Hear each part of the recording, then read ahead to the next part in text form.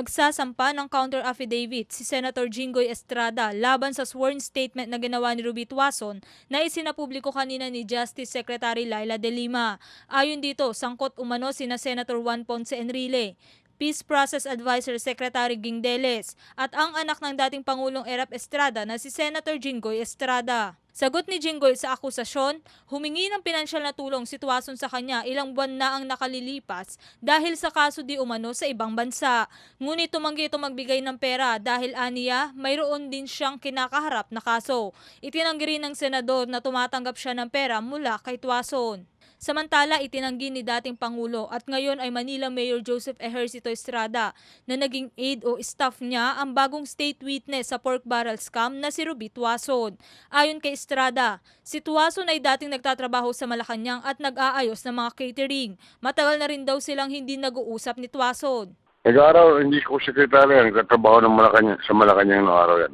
Not as a secretary. Wala akong relasyon sa kanya. Ang may relasyon ako doon sa asawa niya, yung late husband niya, si Butch Tuason.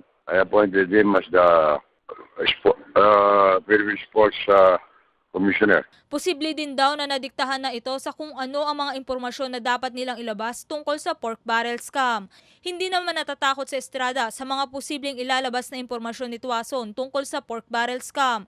Ayon kay Attorney Dennis Manalo, legal counsel ni Ruby Tuason, ang mga ilalabas na impormasyon nito ay mga karagdagan lamang sa unang pahayag ng mga whistleblower na posibleng magdiin sa mga senador na sangkot sa pork barrel scam. Naniniwala naman si Pangulong Benigno Aquino III na makakatulong ang paglitaw ni Tuason para lumabas ang katotohanan, partikular na sa mga tunay na may kinalaman sa pork barrel scam. Ngayon, nung magte-testify siya, meron isa na pwede mag-kompleto, mag-proseso, magtatayo, mag-reaffirm ng mga allegations sa ating mga whistleblowers. So, mas papatibay yung ebidensya at sabi nga sa pako natin sa Benan, kung saan tayo dadalhin ng ebidensya, doon tayo tutulong.